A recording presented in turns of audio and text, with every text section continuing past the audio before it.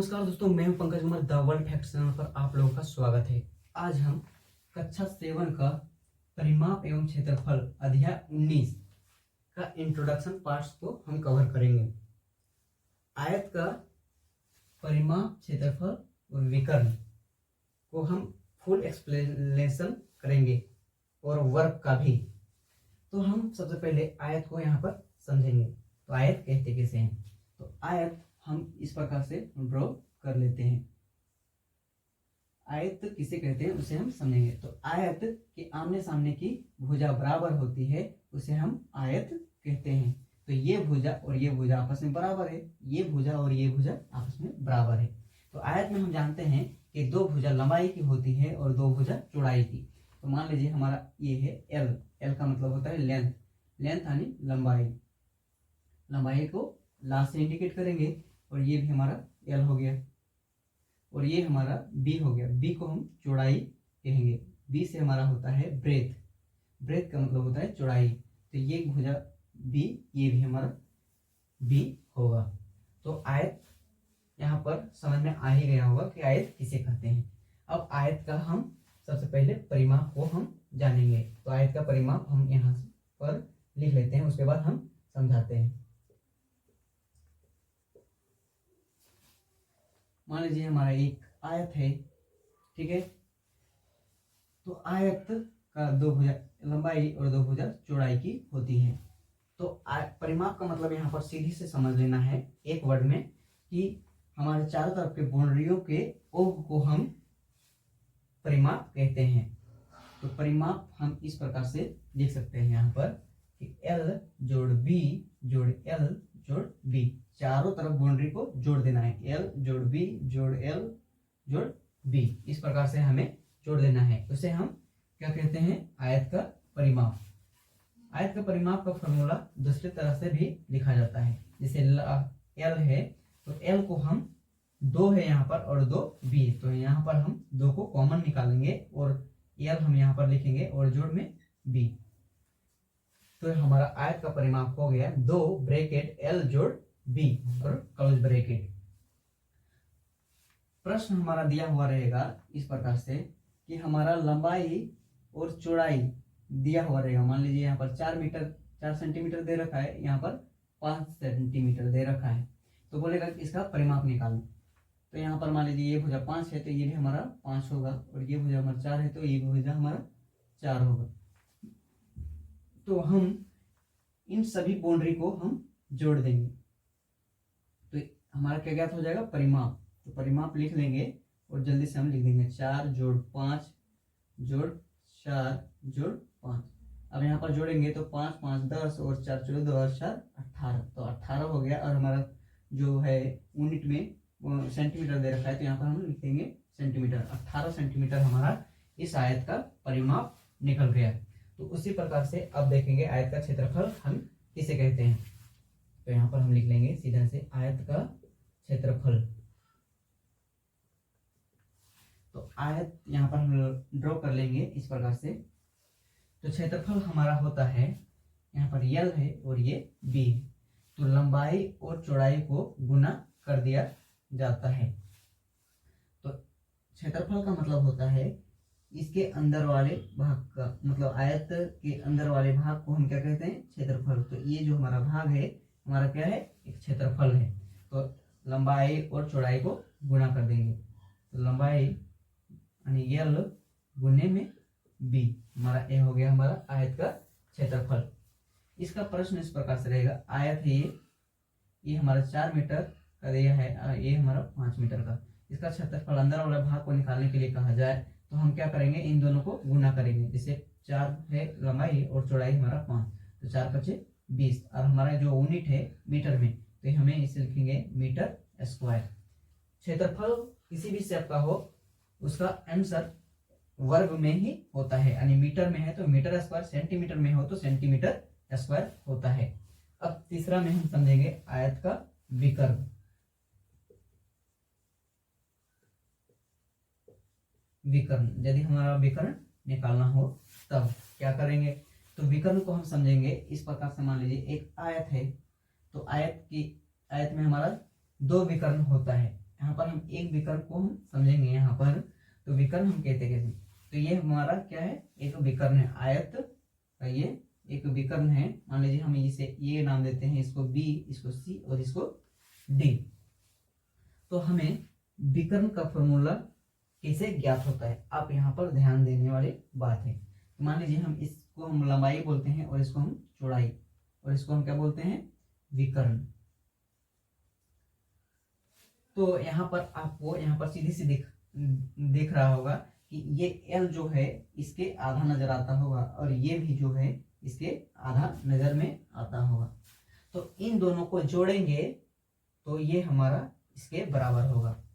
ये L है, तो L और B को जोड़ेंगे तो विकर्ण के बराबर होता है, यानी कि इसके वर्ग को जोड़ना है, वर्ग।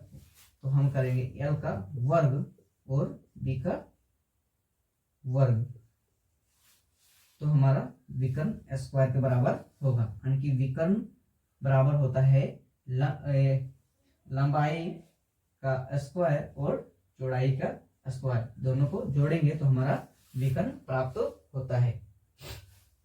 इसे पाइथागोरस परिमेय के नाम से भी इस फॉर्मूले को जाना जाता है। तो हम पाइथागोरस परिमेय में इस प्रकार से नाम लिखते हैं, उसे हम देखेंगे। लिखते हैं यहाँ पर सबसे पहले पाइथागोरस परिमेय से, यहाँ पर लिख लें। और पाइथागोरस परिमेय हम यहाँ पर समझेंगे।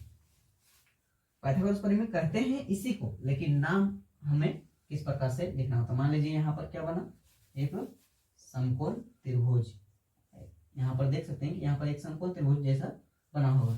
तो हम इसको क्या कहते हैं, और इसको पाइथागोरस परिमेय। तो ये जो हमारा है यहाँ पर 90 डिग्री का कोण बना था, तो इसे बोलते हैं समकोण त्रिभुज के रूप में इस तरह से बना था। तो हम इसे पाइथागोरस परिमेय में इसे हम बोलते हैं P, और इसको बोलते हैं B, और इसे H। तो P का नाम है परपेंडिकुलर, इसे हम बोलते हैं हिंदी में लंब। और B से होता है व्यास, व्यास का मतलब होता है आधार। और H से होता है हाइपोटेनियस को यहाँ पर याद रखना है। हाइपोटेनियस का मतलब होता है कर्ण। तो इतना तक आपको समझ में आ ही गया होगा। तो हम इससे नाम लिखते हैं पाइथागोरस परिमेय को। तो हम इसको क्या बोलते हैं, कर्ण। तो हम लिखेंगे यहाँ पर कर्ण का स्क्वायर, और इसको क्या बोलते हैं, इसको बोलते हैं P, यानी लंब। परपेंडिकुलर का मतलब होता है लंब। तो हम यहाँ पर करेंगे लंब का स्क्वायर, होल स्क्वायर जोड़, और यहाँ पर हमारा क्या है ये B, यानी कि L को हम क्या कहते हैं, B। तो हम यहाँ पर लिखेंगे B का मतलब होता है आधार, व्यास मतलब आधार, तो आधार का स्क्वायर। तो हम इस प्रकार से पाइथागोरस परिमेय को लिखते हैं। यहाँ तक तो आपको समझ में आ ही गया होगा। अब हम कुछ प्रश्न को हम हल करके देखेंगे। तो हम इसे सबसे पहले मिटा लेते हैं।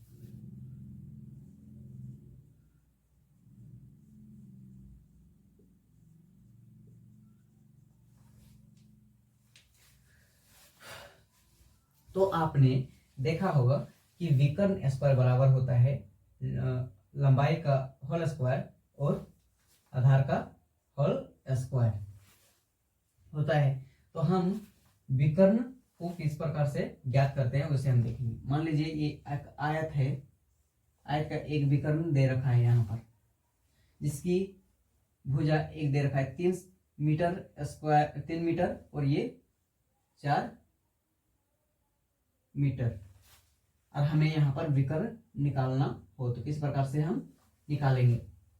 तो हमारा यहाँ पर विकर्ण निकालने के लिए एक विकर्ण का फॉर्मूला होता है, विकर्ण स्क्वायर बराबर लंबाई का होल स्क्वायर जोड़ चौड़ाई का होल स्क्वायर। तो आयत में लंबाई चौड़ाई होता है, तो हमें L ये हो गया, हमारा ये चौड़ाई हो गया।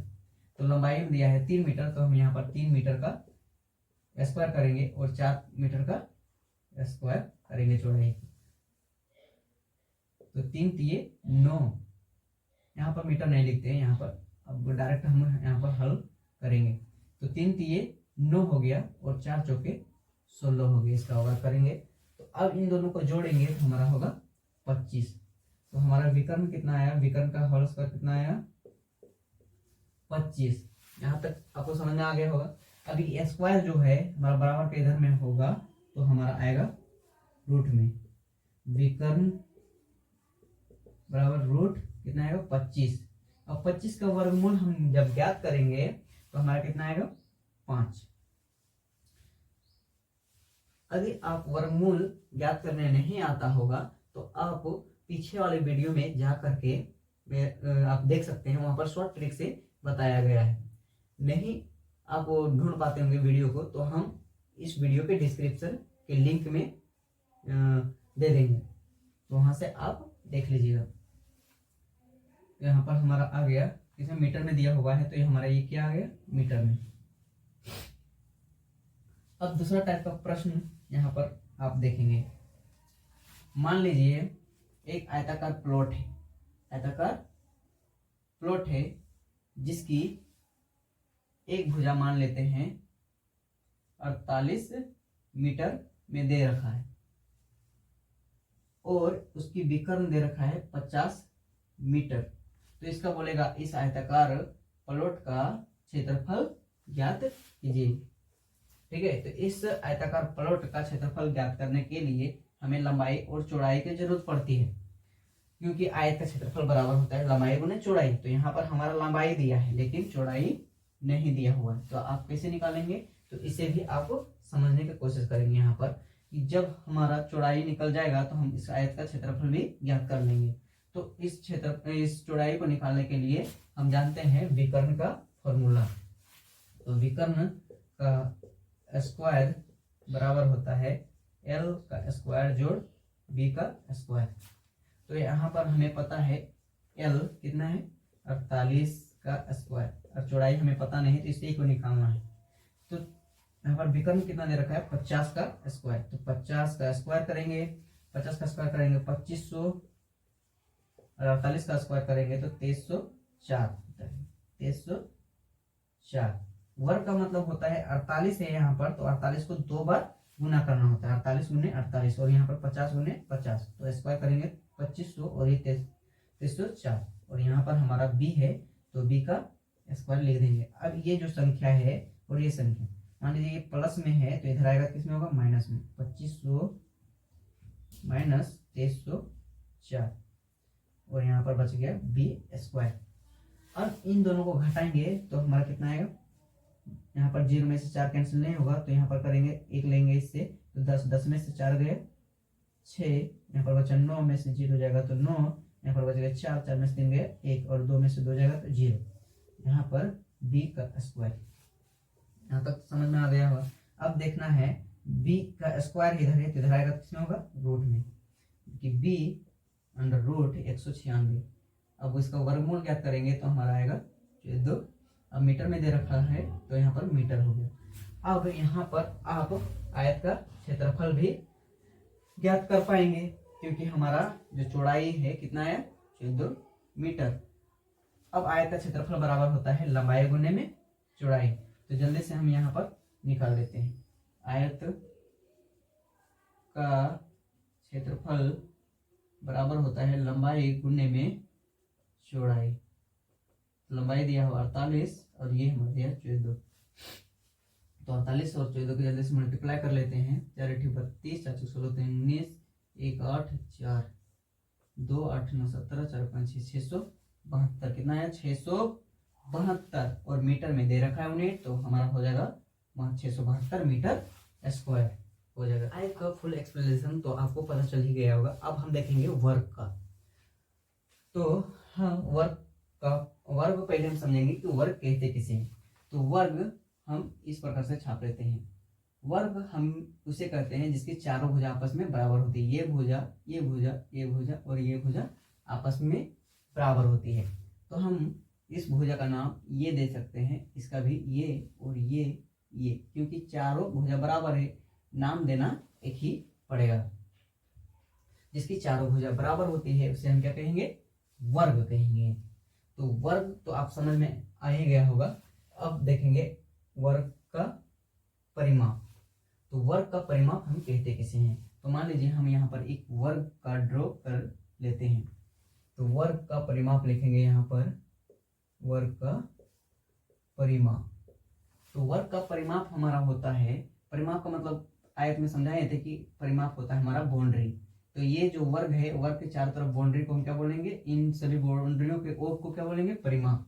तो ये है हमारा, मान लीजिए ये चार गो ये है, तो हम इन्हें जोड़ देंगे, ये जोड़ ये जोड़ ये जोड़ ये, इस प्रकार से। तो हमारा चार ये हो गया चारों बाउंड्री का, तो इन्हें हमें जोड़ देना। तो हम दूसरी तरह से हम लिख सकते हैं ये इस प्रकार से जोड़ेंगे, चार ये वर्ग में हो जाएगा 4 गुने ये, यानी 4 ये।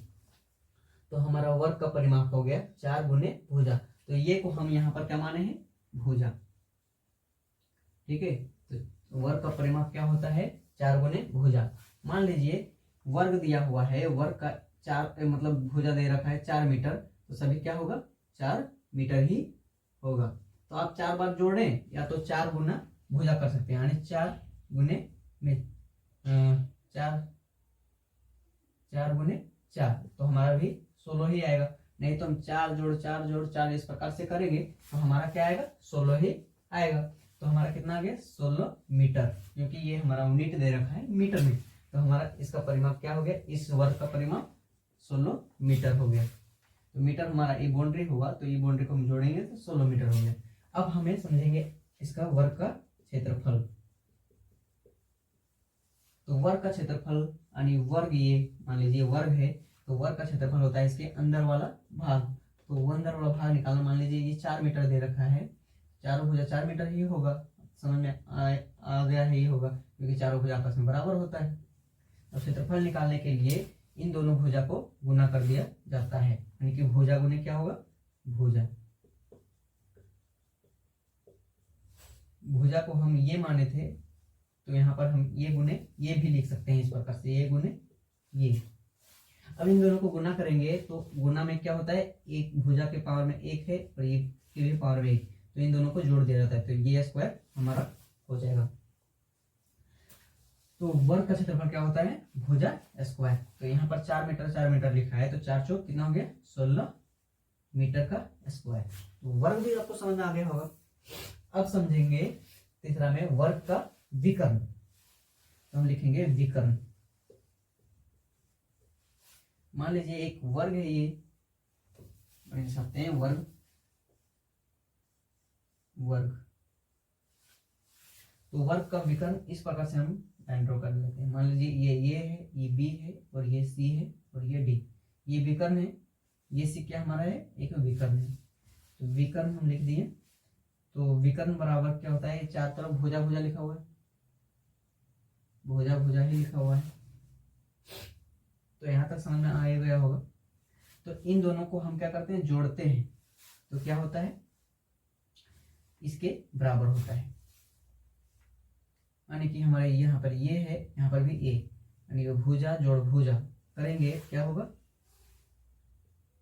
2 ये। और यहाँ पर इसका स्क्वायर पहले करना है, इसका स्क्वायर करना है। तो ये का स्क्वायर करेंगे तो ए स्क्वायर, और यहाँ पर भी ए स्क्वायर हो गया। तो ए स्क्वायर जोड़ ये स्क्वायर, क्योंकि विकर्ण का फॉर्मूला होता है विकर्ण स्क्वायर बराबर, आयत में समझाए थे कि लंबाई का स्क्वायर और चौड़ाई का स्क्वायर को जोड़ देना पड़ता है। तो यहाँ पर चारों भुजा बराबर है, तो भुजा का स्क्वायर और जोड़ भुजा का स्क्वायर होगा। अब इन दोनों को जोड़ेंगे तो कितना हो जाएगा, एक जोड़ में क्या होता है, इसके आगे 1 छुपा हुआ है, इसके आगे 1, तो 1 1 2, और यहाँ पर ये स्क्वायर है तो ये स्क्वायर, तो यहाँ पर सेम बेस स्क्वायर ही बता जाता है। तो यहाँ पर अब स्क्वायर में है तो ये इधर आएगा तो क्या हो जाएगा, मान लीजिए यहाँ पर विकर्ण लिखेंगे, विकर्ण का स्क्वायर। अब ये स्क्वायर इधर जाएगा तो विकर्ण का स्क्वायर इधर जाएगा तो √2a का स्क्वायर हो जाएगा।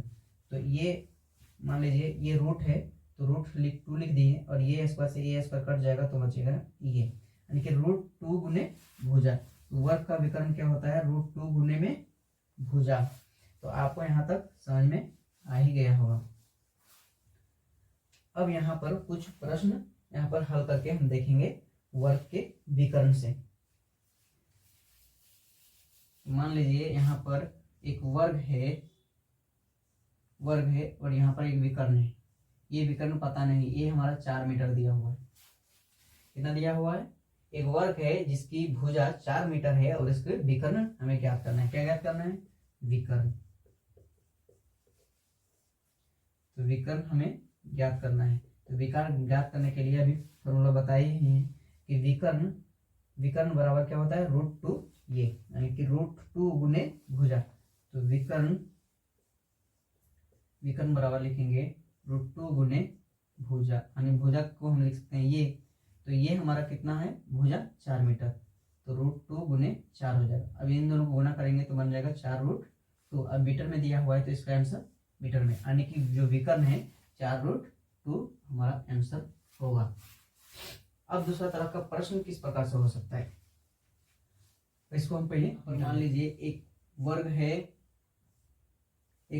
क्वेश्चन है, एक वर्ग है जिसका क्षेत्रफल 169 दे रखा है। कितना क्षेत्रफल? 169 दे रखा है। तो इसका हमें क्या निकालना है? विकर्ण को विकर्ण ज्ञात करना है। तो विकर्ण ज्ञात करने के लिए हम फॉर्मूला जानते हैं कि तो हमें विकर्ण ज्ञात करने के लिए फॉर्मूला हमें पता है, विकर्ण बराबर √2 गुने भुजा होता है। तो यहाँ पर इस वर्ग में हमें भुजा प्राप्त नहीं है, तो हमें भुजा निकालने के लिए इस क्षेत्रफल से हम निकालेंगे। तो वर्ग का क्षेत्रफल क्या होता है? वर्ग का क्षेत्रफल भुजा गुने भुजा क्या होता है? भुजा गुने भुजा, या तो हम लिख सकते हैं भुजा का स्क्वायर। भुजा गुना होगा तो भुजा का स्क्वायर, इस प्रकार से लिख सकते हैं, यानी कि ये का स्क्वायर। हमारा क्षेत्रफल कितना दे रखा है? 169, और यहाँ पर भुजा का स्क्वायर। अब ये स्क्वायर इधर आएगा तो रूट में हो जाएगा। कितना हो गया? इसका वर्गमूल निकालेंगे तो हमारा 13 आ जाएगा, यानी भुजा हमारा 13 आया। अब इस विकर्ण को ज्ञात करना है तो विकर्ण आराम से ज्ञात हो जाएगा। विकर्ण को ज्ञात करना था तो विकर्ण बराबर हम लिख सकते हैं √2 गुने में भुजा। तो भुजा हमारा कितना है? 13। तो √2 गुने में हमारा 13 हो जाएगा, यानी कि 13√2, यानी हमारा किस में दे रखा था? मान लीजिए 169 मीटर स्क्वायर में दिया हुआ है, तो इसका आंसर किस में आएगा? मीटर में ही आएगा। इसका यूनिट मीटर में ही होगा।